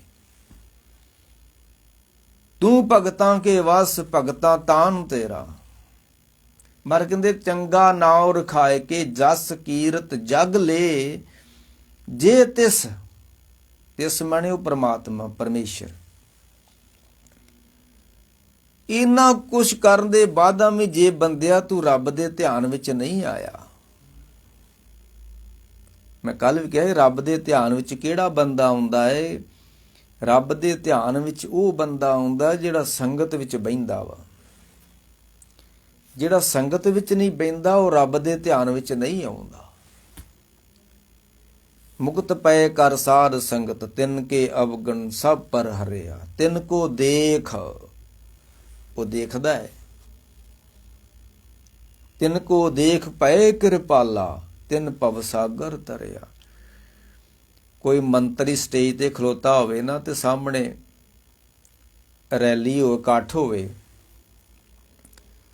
ਤੇ ਜਦੋਂ ਮੰਤਰੀ ਆਪਣੇ ਬੰਦਿਆਂ ਨੂੰ ਵੇਂਹਦਾ ਨਾ ਬੈਠਿਆ ਰੈਲੀ ਦੇ ਵਿੱਚ, ਤੇ ਫਿਰ ਮੰਤਰੀ ਬੜਾ ਖੁਸ਼ ਹੁੰਦਾ ਹੈ, ਫਿਰ ਫਲਾਣਾ ਬੰਦਾ ਵੀ ਆਇਆ। ਉਹ ਬੰਦਿਆਂ ਤੇ ਬੜਾ ਖੁਸ਼ ਹੋ ਜਾਂਦਾ ਹੈ।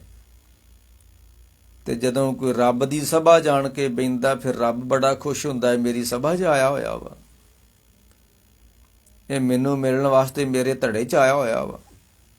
ਸੰਗਤ ਜਿਹੜੀ ਹੈ ਰੱਬ ਦਾ ਧੜਾ ਵਾ। ਇਹ ਕਾਲੀਆਂ ਦਾ ਧੜਾ ਨਹੀਂ ਆ, ਇਹ ਕਾਂਗਰਸੀਆਂ ਦਾ ਧੜਾ ਨਹੀਂ ਗਾ, ਇਹ ਕੋਈ ਹੋਰ ਧੜਾ ਨਹੀਂ ਗਾ, ਕੋਈ ਝਾੜੂ ਵਾਲਿਆਂ ਦਾ ਧੜਾ ਨਹੀਂ ਹੈ। ਸੰਗਤ ਕੇਵਲ ਰੱਬ ਦਾ ਧੜਾ ਹੈ। ਤੇ ਅੱਜ ਰੱਬ ਨੂੰ ਕੋਈ ਰਾਹ ਤੇ ਚੱਲਦਾ ਨਹੀਂ। ਇਹ ਸੰਗਤਾਂ ਵੀ ਹੁਣ ਬੰਦਿਆਂ ਦੇ ਧੜੇ ਬਣ ਕੇ ਰਹਿ ਗਈਆਂ ਨੇ। ਕਿਉਂ? ਰੱਬ ਦਾ ਰਾਹ ਛੱਡਿਆ ਲੋਕਾਂ ਨੇ। ਤਾਂ ਉਹ ਜਿਹੜੇ ਧਰਮ ਸਥਾਨਾਂ ਤੇ ਬੈਠੇ ਨੇ ਉਹਨਾਂ ਨੇ ਰੱਬ ਦਾ ਰਾਹ ਛੱਡਿਆ ਹੋਇਆ ਵਾ। ਤੇ ਇਹ ਜਿਹੜੀ ਗੁਰੂ ਕੀ ਸੰਗਤ ਵਾ, ਇਹ ਵੀ ਕਿਸੇ ਬੰਦੇ ਦਾ ਧੜਾ ਹੀ ਬਣ ਕੇ ਰਹਿ ਗਈ ਆ। ਹਮ ਹਰ ਸਿਉ ਧੜਾ ਕੀਆ। ਸੰਗਤ ਤੇ ਕੇਵਲ ਰੱਬ ਦਾ ਧੜਾ ਹੋਣਾ ਚਾਹੀਦਾ। ਸੰਗਤ ਵੀ ਨਹੀਂ ਧੜਾ ਰੱਬ ਦਾ ਰਹੀ, ਬੰਦਿਆਂ ਦਾ ਧੜਾ ਬਣ ਗਈ ਆ। ਆ ਵੇਖੋ ਹੁਣ ਜਦੋਂ ਵੋਟਾਂ ਹੁੰਦੀਆਂ, ਵੱਖੋ ਵੱਖਰੇ ਪਾਰਟੀਆਂ ਵਾਲਿਆਂ ਨੇ ਆਪਣੇ ਬੂਥ ਲਾਏ ਹੁੰਦੇ ਨੇ, ਬਾਹਰ ਬੰਦੇ ਬਿਠਾਏ ਹੁੰਦੇ ਨੇ ਜਿੱਥੇ ਵੋਟਾਂ ਪੈਂਦੀਆਂ, ਤੇ ਮਨੁੱਖਤਾ ਨੂੰ ਧੜਿਆਂ 'ਚ ਵੰਡਿਆ ਗਿਆ। ਤੇ ਹੁਣ ਬਾਬੇ ਦਾ ਗੁਰਪੁਰਬ ਮਨਾਉਣ ਦੇ ਵੀ ਲੋਕੀ ਧੜਿਆਂ 'ਚ ਵੰਡੇ ਨੇ। ਝੰਡਾ ਇੱਕ ਵਾ ਤੇ ਧੜੇ ਬੜੇ ਵੰਡੇ ਫਿਰਦੇ ਨੇ। ਤਿੰਨ ਬੰਦੇ ਇਕੱਠੇ ਹੋ ਕੇ ਕਈ ਪਿੰਡ ਦੇ ਵੱਖੋ ਵੱਖਰੇ ਲੰਗਰ ਲਾਉਂਦੇ ਨੇ। ਉਹ ਇਸ ਸਮੇਂ ਤੇ ਬਾਬੇ ਦੇ ਝੰਡੇ ਥੱਲੇ ਬਹਿ ਜਾਓ ਸਾਰੇ। ਜਦੋਂ ਵੋਟਾਂ ਪਾਉਣੀਆਂ ਉਦੋਂ ਤੇ ਵੱਖੋ ਵੱਖਰੀਆਂ ਝੰਡੀਆਂ ਲਾ ਲਓ। ਹੁਣ ਤੇ ਝੰਡਾ ਹੀ ਬਾਬੇ ਨਾਨਕ ਦਾ ਵਾ। ਇਹੋ ਤੇ ਇੱਕ ਮੌਕਾ ਸੀ ਤੇ ਇਸ ਮੌਕੇ ਵੀ ਲੋਕੀ ਨਫ਼ਰਤ ਨਾਲ ਭਰੇ ਹੋਏ ਤੇ ਵੱਖੋ ਵੱਖਰੇ ਲੰਗਰ ਲਾ ਕੇ, ਇਹ ਲੰਗਰ ਵੱਖੋ ਵੱਖਰੇ ਲਾਉਣੇ ਇਹ ਕੋਈ ਸੇਵਾ ਨਹੀਂ, ਇਹ ਨਫ਼ਰਤ ਵਾ। ਮਤਾ ਸਮਝਣਾ ਕਿ ਇਹ ਲੰਗਰ ਕੋਈ ਸੇਵਾ ਵਾਸਤੇ ਲਾਏ ਨੇ, ਲੋਕਾਂ ਨੇ ਆਪਣੀ ਅੰਦਰ ਦੀ ਜ਼ਹਿਰ ਨਫ਼ਰਤ ਪ੍ਰਗਟ ਕਰਨ ਵਾਸਤੇ ਇਹ 36 ਲੰਗਰ ਲਾਏ ਨੇ। ਜ਼ਾਹਰ ਕਰਦੇ ਨੇ ਲੰਗਰ ਵੀ ਅਸੀਂ ਨਫ਼ਰਤ ਨਾਲ ਭਰੇ ਪਏ ਹਾਂ। ਇੱਕ ਪਿੰਡ ਦੇ 5-5 ਗੁਰਦੁਆਰੇ ਇਹ ਇਸ ਚੀਜ਼ ਦਾ ਪ੍ਰਤੀਕ ਨੇ ਕਿ ਲੋਕ ਨਫ਼ਰਤ ਨਾਲ ਭਰੇ ਪਏ ਨੇ। ਇਹ 5-5 ਗੁਰਦੁਆਰੇ ਤੇ 3-3 ਮੰਜ਼ਲਾਂ ਗੁਰਦੁਆਰੇ ਦੀਆਂ ਇਹ ਸਾਬਤ ਕਰਦੀਆਂ ਨੇ ਕਿ ਦੁਨੀਆ ਨਫ਼ਰਤ ਨਾਲ ਭਰੀ ਪਈ ਹੈ। ਇਹ ਕੋਈ ਚੜ੍ਹਦੀ ਕਲਾ ਦਾ ਪ੍ਰਤੀਕ ਨਹੀਂ। ਇੱਕ ਪਿੰਡ 'ਚ 5-5 ਗੁਰਦੁਆਰੇ, ਇਹ ਨਫ਼ਰਤ ਦਾ ਪ੍ਰਤੀਕ ਹੈ ਕਿ ਦੁਨੀਆ ਨਫ਼ਰਤ ਨਾਲ ਭਰਦੀ ਜਾ ਰਹੀ ਹੈ। ਇਹੋ ਨਫ਼ਰਤ ਫਿਰ ਜੰਗ ਨੂੰ ਜਨਮ ਦਿੰਦੀ ਹੈ। ਨਫ਼ਰਤ ਵਿੱਚੋਂ ਤੇ ਜੰਗ ਪੈਦਾ ਹੁੰਦੀ ਹੈ, ਨਫ਼ਰਤ ਵਿੱਚੋਂ ਤੇ ਲੜਾਈ ਪੈਦਾ ਹੁੰਦੀ ਹੈ। ਤੇ ਮਾਰ ਕਹਿੰਦੇ ਆ ਕਿ ਚੰਗਾ ਨਾਉ ਰਖਾਏ ਕਿ ਜੇ ਤਿਸ ਨਦਰ ਨਾ ਆਵਈ, ਜੇ ਤੂੰ ਰੱਬ ਦੇ ਧਿਆਨ ਵਿੱਚ ਨਹੀਂ ਆਇਆ, ਉਮਰ ਵੱਡੀ ਕਰ ਲਈ ਆ, ਚੰਗਾ ਨਾਮ ਹੀ ਬਣਾ ਲਿਆ ਵਾ, ਤਾਂ ਬਾਤ ਨਾ ਪੁੱਛੇ ਕਿ ਜੇ ਤਿਸ ਨਦਰ ਨਾ ਆਏ ਤਾਂ ਬਾਤ ਨਾ ਪੁੱਛੇ ਕੋਈ, ਅੱਗੇ ਜਾ ਕੇ ਤੇਰੀ ਕਿਸੇ ਨੇ ਬਾਤ ਨਹੀਂ ਉਹ ਪੁੱਛਣੀ। ਇੱਥੇ ਤੂੰ ਧੜੇ ਬਣਾ ਕੇ ਤੇ ਆਪਣਾ ਨਾਮ ਬਣਾ ਕੇ ਬਹਿ ਗਿਆ ਨਾ, ਅੱਗੇ ਨਹੀਂ ਤੇਰੀ ਕੋਈ ਚੱਲਣੀ ਇੱਥੇ ਹੁਣ। ਤੇ ਹੋਣਾ ਕੀ ਆ ਫਿਰ? ਕੀਟਾਂ ਅੰਦਰ ਕੀਟ ਕਰ, ਤੈਨੂੰ ਧਰਮੀ ਨਹੀਂ ਥਾਪਿਆ ਜਾਏਗਾ। ਤੈਨੂੰ ਇੱਕ ਦੋਸ਼ੀ, ਕੀਟਾਂ ਅੰਦਰ ਕੀਟ ਕਰ ਦੋਸ਼ੀ, ਦੋਸ਼ ਧਰੇ। ਜੇ ਤੂੰ ਨਫ਼ਰਤ ਨਾਲ ਭਰਿਆ ਪਿਆ ਵਾ ਤੇ ਉਹਦੀ ਨਿਗਾਹ 'ਚ ਤੂੰ ਨਹੀਂ ਆਇਆ ਤੇ ਮਰ ਕੀਟਾਂ ਅੰਦਰ ਕੀਟ ਕਰ। ਕਈ ਕੀਟ ਵੀ ਹੁੰਦੇ ਨੇ ਬੜੇ ਮਹਾਨ ਹੁੰਦੇ ਨੇ, ਕੀੜੇ ਵੀ ਕਈ ਚੰਗੇ ਹੁੰਦੇ ਨੇ, ਪਰ ਸਭ ਤੋਂ ਨਖਿੱਧ ਕੀੜਾ ਮਰ ਕੀਟਾਂ ਅੰਦਰ ਕੀਟ। ਕੀੜਿਆਂ ਵਿੱਚੋਂ ਵੀ ਨਖਿੱਧ ਕੀੜਾ, ਗੰਦਗੀ ਦਾ ਕੀੜਾ, ਵਿਸ਼ਟਾ ਦਾ ਕੀੜਾ, ਜਿਹੜਾ ਗੰਦਗੀ ਵਿੱਚੋਂ ਪੈਦਾ ਹੁੰਦਾ, ਜਿਹੜਾ ਗੰਦਗੀ ਵਿੱਚ ਰਹਿੰਦਾ ਹੈ। ਤੈਨੂੰ ਉਹ ਪਦਵੀ ਮਿਲਣੀ ਆ। ਇੱਥੇ ਦੁਨੀਆ ਤੇ ਰਹਿ ਕੇ ਤੂੰ ਸਿੱਧਾਂ ਵਾਲੀ ਪਦਵੀ ਪਾ ਲਈ ਆ, ਤੂੰ ਜੋਗੀ ਬਣ ਗਿਆ ਹੈ, ਤੂੰ ਵੱਡਾ ਨਾਂ ਬਣਾ ਬੈਠਾ ਹੈ। ਜੇ ਜੁਗ ਚਾਰੇ ਆਰਜਾਂ ਹੋਰ ਦਸੂਣੀ ਨੂੰ ਕਰਕੇ ਨਵਾਂ ਖੰਡਾਂ ਵਿੱਚ ਜਾਣੀਏ, ਨਾਲ ਚੱਲੇ ਸਭ ਕੋਏ। ਇੱਕ ਹੋਰ ਵੱਡੀ ਬਿਮਾਰੀ, ਜਦੋਂ ਚਾਰਕ ਬੰਦੇ ਪਿੱਛੇ ਤੁਰਨ ਲੱਗ ਪੈਣ ਨਾ ਕਿਸੇ ਦੇ, ਬੰਦਾ ਆਫਰ ਜਾਂਦਾ ਹੈ, ਹੰਕਾਰੀ ਹੋ ਜਾਂਦਾ ਹੈ।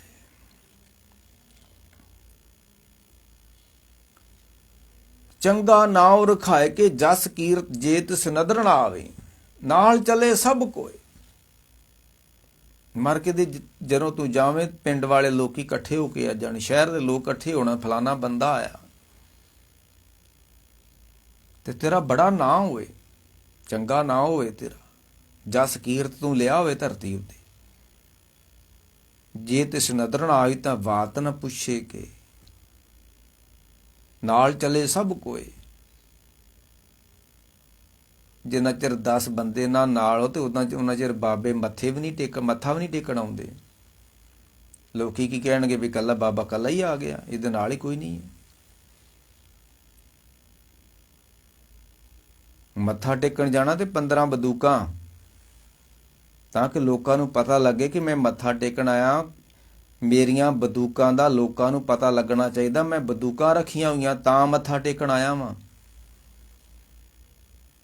ਨਾਲ ਚੱਲੇ ਸਭ ਕੋਏ। ਮੈਂ ਅੱਗੇ ਅੱਗੇ ਚੱਲਾਂ, ਆਲੇ ਦੁਆਲੇ ਮੇਰੇ 15 ਬੰਦੂਕਾਂ ਵਾਲੇ ਹੁਣ, ਪਤਾ ਲੱਗੇ ਤੁਰਾਂ ਜਾਂਦਾ ਮੈਂ ਮੱਥਾ ਟੇਕਣ ਚੱਲਿਆ ਦਰਬਾਰ ਸਾਹਿਬ ਨੂੰ। ਜੇ ਲੋਕਾਂ ਨੂੰ ਨਹੀਂ ਪਤਾ ਲੱਗਾ ਮੇਰੇ ਮੱਥਾ ਟੇਕਣ ਦਾ, ਤੇ ਮੱਥਾ ਕਾਹਦੇ ਲਈ ਟੇਕਣਾ ਮੈਂ? ਮੇਰਾ ਪਤਾ ਲੱਗਣਾ ਚਾਹੀਦਾ ਮੈਂ ਹੈਗਾ ਵਾਂ। ਤੇ ਇਸ ਆਪਣੀ ਹੋਂਦ ਨੂੰ ਪ੍ਰਗਟ ਕਰਨ ਵਾਸਤੇ ਮੈਂ ਮੱਥਾ ਟੇਕਣ ਜਾਣਾ ਤੇ 15 ਬੰਦੂਕਾਂ ਲੈ ਕੇ ਜਾਣੀਆਂ ਨਾਲ, ਨਵਾਂ ਖੰਡਾਂ ਵਿੱਚ ਜਾਣੀਏ, ਨਾਲ ਚੱਲੇ ਸਭ ਕੋਏ। ਤੇ ਚੰਗਾ ਨਾਉ ਰਖਾਏ ਕਿ ਜਸ ਕੀਰਤ ਜਗ ਲੈ। ਲੋਕੀ ਬਾਹਰੋਂ ਆਪਣੇ ਆਪ ਨੂੰ ਚੰਗਾ ਖਾਣ ਵਾਸਤੇ ਅੰਦਰਲੀ ਦੁਨੀਆ, ਧਰਮ ਦੀ ਦੁਨੀਆ 'ਚੋਂ ਪਾਪ ਕਰ ਬਹਿੰਦੇ ਨੇ। ਬੜੇ ਡੇਰੇਦਾਰ ਨੇ ਜਿਨ੍ਹਾਂ ਨੇ ਬੰਦੇ ਮਾਰ ਕੇ ਤੇ ਡੇਰੇ ਦੀਆਂ ਗੱਦੀਆਂ ਪ੍ਰਾਪਤ ਕੀਤੀਆਂ ਨੇ। ਮੈਂ ਇੱਥੇ ਹੁਣ ਨਾਂ ਨਹੀਂ ਲੈਣਾ। ਬੜੇ ਬੜੇ ਲੰਮੇ ਦਾੜੇ ਬੜੇ ਬੜੇ ਲੋਕਾਂ ਨੂੰ ਸਿਮਰਨ ਕਰਾਉਂਦੇ ਨੇ ਡੇਰਿਆਂ 'ਚ ਬੈਠੇ ਜਿਹੜੇ ਲੋਕ। ਤੇ ਜਦੋਂ ਉਹਨਾਂ ਨੇ ਡੇਰੇ ਦੀ ਵਾਕਡੋਰ ਸੰਭਾਲਣੀ ਸੀ, ਕਈ ਮਾਵਾਂ ਦੇ ਪੁੱਤ ਮਰਵਾ ਦਿੱਤੇ ਤੇ ਫਿਰ ਡੇਰੇਦਾਰ ਬਣੇ ਗੋਲੀਆਂ ਚਲਾ ਕੇ। ਤੇ ਜਿਹੜਾ ਗੋਲੀਆਂ ਚਲਾ ਕੇ ਬੰਦਿਆਂ ਨੂੰ ਮਾਰ ਕੇ ਡੇਰੇ 'ਚ ਬੈਠਾ ਆ, ਉਹਦੇ ਕੋਲ ਕਿੰਨਾ ਕੁ ਧਰਮ ਹੋਊਗਾ?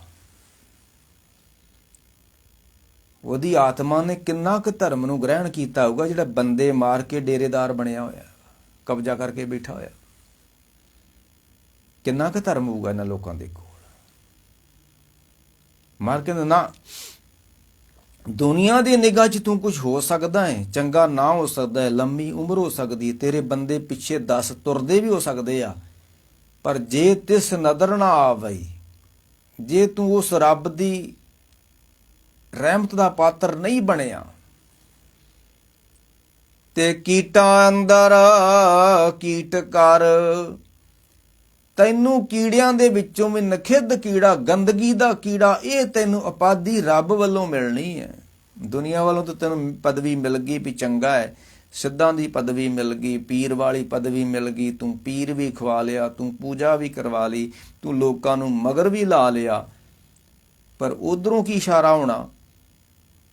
ਕੀਟਾਂ ਅੰਦਰ ਕੀਟ ਕਰ, ਦੋਸ਼ੀ ਦੋਸ਼ ਧਰੇ, ਤੈਨੂੰ ਕੀੜਿਆਂ ਵਿੱਚੋਂ ਨਖਿੱਧ ਕੀੜਾ ਤੇ ਤੈਨੂੰ ਦੋਸ਼ੀ ਠਹਿਰਾਇਆ ਜਾਣਾ ਉਸ ਸੱਚੇ ਪਰਵਤਗਾਰ ਦੀ ਹਜ਼ੂਰੀ ਦੇ ਅੰਦਰ। ਜਿੱਦਾਂ ਉਹ ਮਹਾਰਾਜ ਆਸਾ ਰਾਗ ਦੇ ਅੰਦਰ ਗੁਰੂ ਨਾਨਕ ਸਾਹਿਬ ਨੇ ਕਹਿੰਦੇ ਕਿ ਜੇ ਕੋ ਨਾਮ ਧਰਾਏ ਵੱਡਾ, ਸਾਧ ਕਰੇ ਮਨ ਭਾਣੇ। ਦੁਨੀਆ ਤੇ ਸਭ ਤੋਂ ਕੋਈ ਵੱਡਾ ਨਾਲ ਆਪਣੇ ਆਪ ਨੂੰ ਖਾ ਲੇ ਕਿ ਮੈਂ ਸਭ ਤੋਂ ਵੱਡਾ ਦੁਨੀਆ ਦੇ ਵਿੱਚ। ਜੇ ਕੋ ਨਾਉ ਧਰਾਏ ਵੱਡਾ, ਸਾਧ ਕਰੇ ਮਨ ਭਾਣੇ, ਮਨ ਮਰਜ਼ੀਆਂ ਪਿਆ ਕਰਦਾ ਹੋਵੇ, ਪਰ ਖਸਮੇ ਨਦਰੀ ਕੀੜਾ ਆਵੇ। ਰੱਬ ਦੀ ਨਿਗਾਹ 'ਚ ਕੀ ਆ? ਦੁਨੀਆ ਦੇ ਸਭ ਤੋਂ ਵੱਡਾ ਬੰਦਾ, ਜਦੋਂ ਅਸੀਂ ਕਹਿੰਦੇ ਅਮੀਰਾਂ ਦੀ ਗਿਣਤੀ ਗਿਣਦੇ ਆ, ਸਾਡੇ ਦੇਸ਼ ਦੇ 5 ਬੰਦੇ ਅਮੀਰ ਨੇ ਤੇ ਫਲਾਣੇ ਦੇਸ਼ ਦੇ 2 ਬੰਦੇ ਅਮੀਰਾਂ ਦੀ ਗਿਣਤੀ ਵਿੱਚ ਆਉਂਦੇ ਨੇ, ਤੇ ਦੁਨੀਆ ਤੇ ਸਭ ਤੋਂ ਪਹਿਲੇ ਨੰਬਰ ਤੇ ਇੱਕ ਬੰਦਾ ਅਮੀਰੀ ਵਿੱਚ ਆਉਂਦਾ ਹੈ।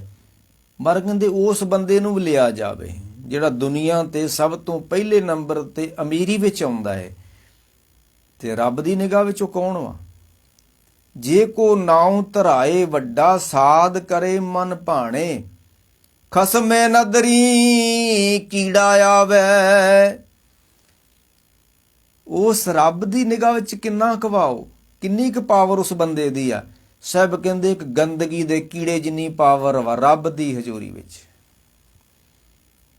ਇਹ ਜਿਹੜੀ ਸਾਡੀ ਧਰਤੀ ਆ ਨਾ, ਜਿਸ ਤਰ੍ਹਾਂ ਇੱਕ ਰੇਤ ਦਾ ਕਿਣਕਾ ਹੁੰਦਾ ਹੈ ਨਾ, ਇਹ ਰੱਬ ਦੀ ਨਿਗਾਹ 'ਚ ਇੱਕ ਰੇਤ ਦਾ ਕਿਣਕਾ ਵਾ ਧਰਤੀ। ਤੇ ਏਡੀ ਵੱਡੀ ਧਰਤੀ ਜੇ ਰੱਬ ਦੀ ਨਿਗਾਹ 'ਚ ਰੇਤ ਦਾ ਕਿਣਕਾ, ਤੇ ਉਹਦੇ ਉੱਤੇ ਰਹਿਣ ਵਾਲਾ ਬੰਦੇ ਦੀ ਕੀ ਪਾਇਆ ਹੋ ਸਕਦੀ? ਫਿਰ ਮਰ ਗਏ ਖਸਮੇ ਨਦਰੀ ਕੀੜਾ ਆਵੇ, ਜੇਤੇ ਚੁਗੇ ਦਾਣੇ। ਤੂੰ ਤੇ ਬੜਾ ਕੁਛ ਕਰਦਾ ਤੇ ਅਮੀਰੀ ਵਿੱਚ ਪਹਿਲੀ ਨਿਗਾਹ ਤੇ, ਪਰ ਰੱਬ ਦੀ ਨਿਗਾਹ ਤੋਂ ਸਭ ਤੋਂ ਤੂੰ ਨਖਿੱਧ ਵਾ। ਤੇ ਕੀ ਹੋਇਆ ਜੇ ਤੂੰ ਵੱਡੀ ਉਮਰ ਕਰ ਲਈ ਹੈ ਤਾਂ? ਕੀ ਹੋਇਆ ਤੂੰ ਜਸ ਲੈ ਲਿਆ ਦੁਨੀਆ ਤੋਂ ਤਾਂ? ਪਰ ਰੱਬ ਨੇ ਤੈਨੂੰ ਕੀ ਦੇਣਾ? ਕੀਟਾਂ ਅੰਦਰ ਕੀਟ ਕਰ, ਦੋਸ਼ੀ ਦੋਸ਼ ਧਰੇ। ਤੂੰ ਨਖਿੱਧ ਕੀੜਾ ਰੱਬ ਦੀ ਨਿਗਾਹ 'ਚ ਤੇ ਦੋਸ਼ੀ ਠਹਿਰਾਇਆ ਜਾਏਗਾ। ਜੇ ਤੂੰ ਕੇਵਲ ਉਮਰ ਵੱਡੀ ਕਰਨ 'ਚ ਲੱਗਾ ਹੋਇਆ ਤੇ ਰੱਬ ਦੀ ਬਖਸ਼ਿਸ਼ ਕਰਨ ਵਿੱਚ ਲੈਣ ਵਿੱਚ ਨਹੀਂ ਤੂੰ ਲੱਗਾ ਹੋਇਆ। ਸਿੱਧਾਂ ਪੁਰਖਾਂ ਕੀਆਂ ਵਡਿਆਈਆਂ, ਤੂੰ ਤੇ ਇਸ ਚੱਕਰ 'ਚ ਲੱਗਾ ਹੋਇਆ ਵਾ ਕਿ ਮੈਨੂੰ ਰਿੱਧੀਆਂ ਸਿੱਧੀਆਂ ਮਿਲ ਜਾਣ ਤੇ ਮੈਂ ਲੋਕੀ ਮੇਰੀ ਪੂਜਾ ਕਰਨ ਲੱਗ ਪੈਣ। ਕਰਦੇ ਨੇ ਲੋਕੀ ਪੂਜਾ, ਜਿਨ੍ਹਾਂ ਜੋਗੀਆਂ ਦੇ ਕੋਲ, ਜਿਨ੍ਹਾਂ ਮਹਾਂਪੁਰਖਾਂ ਦੇ ਕੋਲ ਰਿੱਧੀਆਂ ਸਿੱਧੀਆਂ ਹੁੰਦੀਆਂ, ਲੋਕੀ ਪੂਜਾ ਕਰਦੇ ਨੇ ਕਿਉਂਕਿ ਲੋਕਾਂ ਦੀ ਉੱਥੋਂ ਲੋੜਾਂ ਪੂਰੀਆਂ ਹੁੰਦੀਆਂ ਨੇ। ਤੇ ਮਨ ਕੋਟ ਕੋਟੀ ਮੇਰੀ ਆਰਜਾ ਪਵਨ ਪੀਣ ਅਪਿਆਓ ਚੰਦ ਸੂਰਜ ਗੁਫੇ ਨਾ ਦੇਖਾਂ ਸੁਪਨੇ ਸੌਣ ਨ ਥਾਉ ਪੀ ਤੇਰੀ ਕੀਮਤ ਨਾ ਪਵੇ ਕਿ ਹੋਂ ਕੇ ਵੱਡੇ ਆਖਾ ਨਾਉ। ਮਰਗ ਦੇ ਕੋਟ ਕੋਟੀ ਮੇਰੀ ਆਰਜਾ, ਵੱਡੀ ਬਹੁਤ ਵੱਡੀ ਆਰਜਾ ਹੋ ਜੇ ਮੇਰੀ। ਪਵਨ ਪੀਣ, ਪਵਨ ਪੀਣ, ਮੈਂ ਰੋਟੀ ਪਾਣੀ ਵੀ ਨਾ ਖਾਵਾਂ, ਪੌਣ ਆਹਾਰੀ ਹੋ ਜਾਵਾਂ ਤੇ ਬਹੁਤ ਵੱਡੀ ਉਮਰ ਕਰ ਲਵਾਂ। ਕੋਟ ਕੋਟੀ ਮੇਰੀ ਆਰਜਾ ਪਵਨ ਪੀਣ ਅਪਿਆਓ, ਮੇਰਾ ਪੀਣਾ ਕੀ ਹੋਵੇ, ਹਵਾ ਹੋਵੇ। ਪੁਰਾਣੇ ਸਮੇਂ 'ਚ ਜਿਹੜੇ ਜੋਗੀ ਹੁੰਦੇ ਸੀ ਰੋਟੀ ਨਹੀਂ ਖਾਂਦੇ ਹੁੰਦੇ, ਉਹ ਪਵਨ ਆਹਾਰੀ ਹੁੰਦੇ ਸੀ। ਜਿਹੜੀ ਹਵਾ ਲੈਂਦੇ ਨੇ ਅੰਦਰ ਨੂੰ, ਇਸ ਹਵਾ ਦੇ ਨਾਲ ਹੀ ਆਪਣੇ ਅੰਦਰ ਨੂੰ ਭਰ ਲੈਂਦੇ ਸੀ। ਸਾਰੀ ਜ਼ਿੰਦਗੀ ਰੋਟੀ ਨਹੀਂ ਖਾਣੀ, ਪਾਣੀ ਵੀ ਨਹੀਂ ਪੀਣਾ। ਪੌਣ ਆਹਾਰ ਜਤੀ ਜਤ ਧਾਰ, ਬਾਰ-ਬਾਰ ਉਸ ਪੌਣ ਆਹਾਰ ਬੰਦਿਆਂ ਦਾ ਜਿਗਰ ਰਿਹਾ ਧਰਤੀ ਉੱਤੇ। ਹੁਣ ਨਹੀਂ ਉਹ ਬੰਦੇ ਰਹੇ, ਕਦੀ ਇਸ ਧਰਤੀ ਉੱਤੇ ਪੌਣ ਆਹਾਰੀ ਹੁੰਦੇ ਸਨ। ਮਰਗ ਦੇ ਕੋਟ ਕੋਟੀ ਮੇਰੀ ਆਰਜਾ ਪਵਨ ਪੀਣ ਅਪਿਆਓ ਚੰਦ ਸੂਰਜ ਦੋਏ ਗੁਫੇ ਨਾ ਦੇਖਾਂ। ਮੈਂ ਇਹੋ ਜੀ ਕਿਸੇ ਗੁਫਾ ਵਿੱਚ ਜਾ ਕੇ ਵੜ ਜਾਵਾਂ, ਕਦੀ ਪਤਾ ਨਾ ਲੱਗੇ ਕਿ ਦਿਨ ਕਦੋਂ ਚੜ੍ਹਦਾ ਤੇ ਸੂਰਜ ਕਦੋਂ ਛਿਪ ਜਾਂਦਾ ਹੈ, ਰਾਤ ਕਦੋਂ ਪੈਂਦੀ ਦਿਨ ਕਦੋਂ ਚੜ੍ਹਦਾ। ਚੰਦ ਸੂਰਜ ਦੋਏ ਗੁਫੇ ਨਾ ਦੇਖਾਂ ਸੁਪਨੇ ਸੌਣ ਨਾ ਥਾਉ ਪੀ ਤੇਰੀ ਕੀਮਤ ਨਾ ਪਵੇ। ਤੇਰੇ ਬਾਰੇ ਮੈਂ ਫੇਰ ਨਹੀਂ ਦੱਸ ਸਕਦਾ। ਇੱਥੇ 4 ਕੁ ਦਿਨ ਸੁਖਮਨੀ ਸਾਹਿਬ ਪੜ੍ਹ ਕੇ ਕਹਿੰਦੇ ਸਾਰਾ ਹੀ ਪਤਾ ਲੱਗ ਗਿਆ ਸਾਨੂੰ। ਤੇ ਲਓ ਬਾਹਰ ਕਹਿੰਦੇ ਮੇਰੀ ਕੋਟ ਕੋਟੀ ਮੇਰੀ ਆਰਜਾ ਹੋ ਜੇ ਤੇ ਪੀ ਤੇਰੀ ਕੀਮਤ ਨਾ ਪਵੇ ਹੋਂ ਕੇ ਵੱਡੇ ਆਖਾ ਨਾਉ। ਮੈਂ ਪਰਮੇਸ਼ਰ, ਮੈਂ ਤੇਰੇ ਨਾਮ ਦੀ ਤੇ ਚਰਚਾ ਕਰ ਨਹੀਂ ਸਕਦਾ, ਤੇਰੇ ਨਾਮ ਦੀ ਮੈਂ ਮਹਿਮਾ ਦਾ ਬਿਆਨ ਹੀ ਨਹੀਂ ਕਰ ਸਕਦਾ। ਤੇ 2 ਸਾਲਾਂ 'ਚ ਸੰਤ ਸਿਪਾਹੀ ਬਣ ਕੇ ਫਿਰ ਘਰ ਘਰ ਤੁਰੇ ਫਿਰਦੇ ਨੇ। ਸਾਰਾ ਗਿਆਨ ਹੋ ਗਿਆ ਸਾਨੂੰ।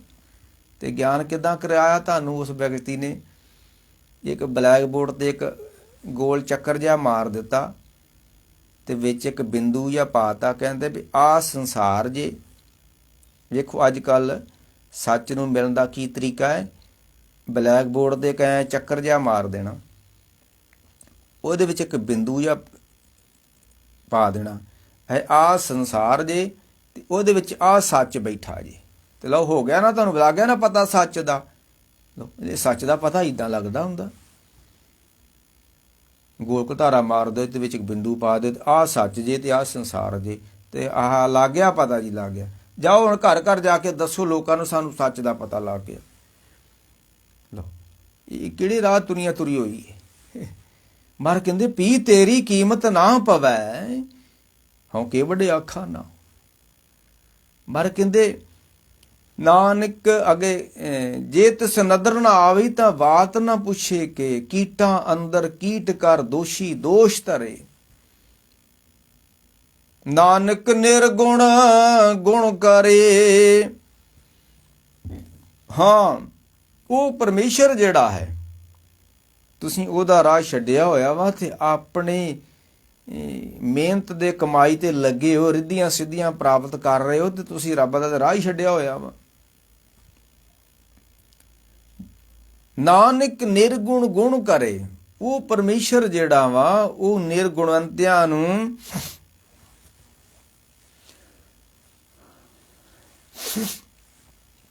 ਗੁਣ ਬਖਸ਼ਣ ਵਾਲਾ ਪਰਮੇਸ਼ਰ ਹੀ ਆ।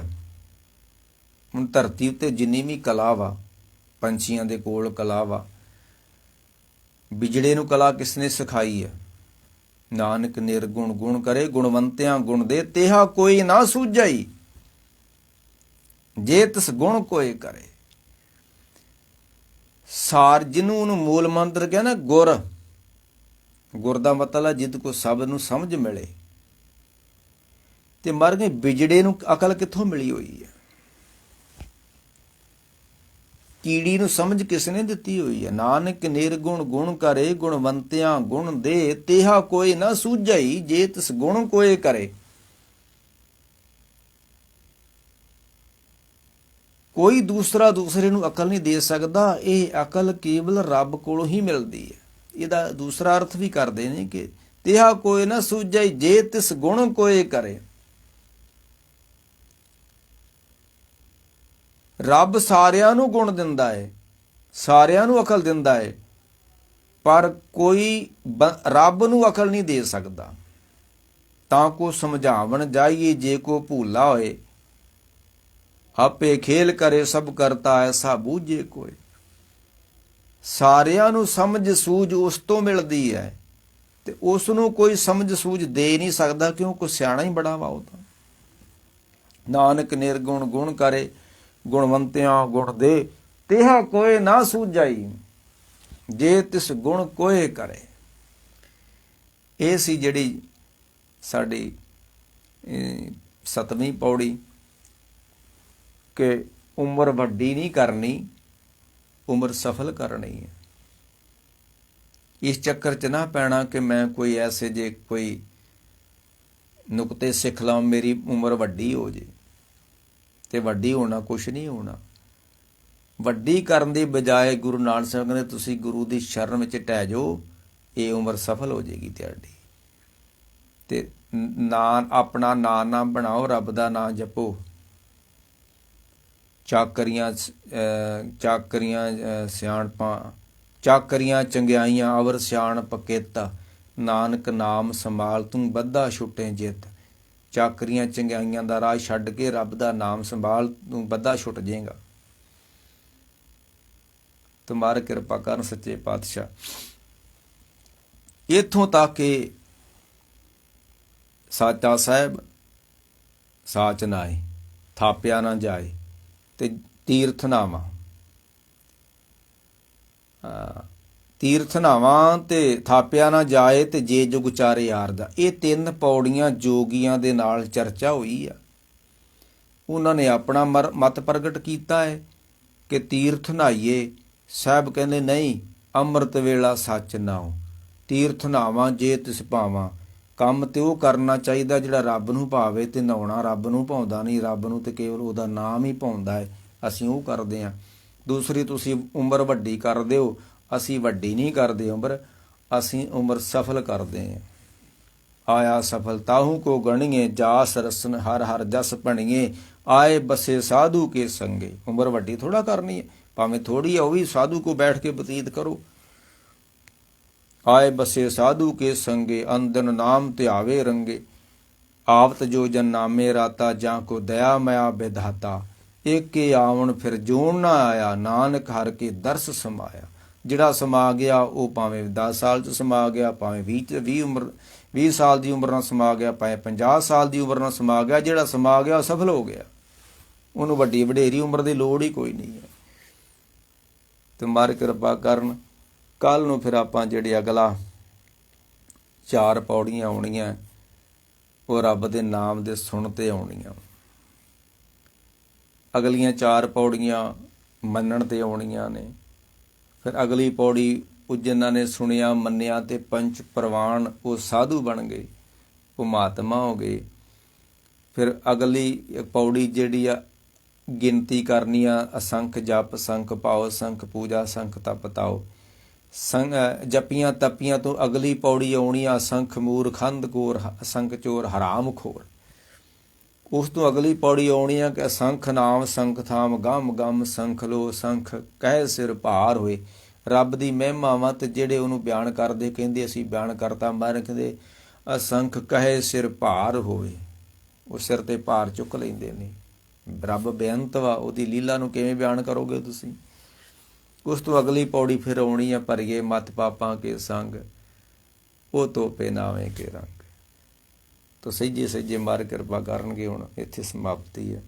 ਵਾਹਿਗੁਰੂ ਜੀ ਕਾ ਖਾਲਸਾ, ਵਾਹਿਗੁਰੂ ਜੀ ਕੀ ਫਤਿਹ।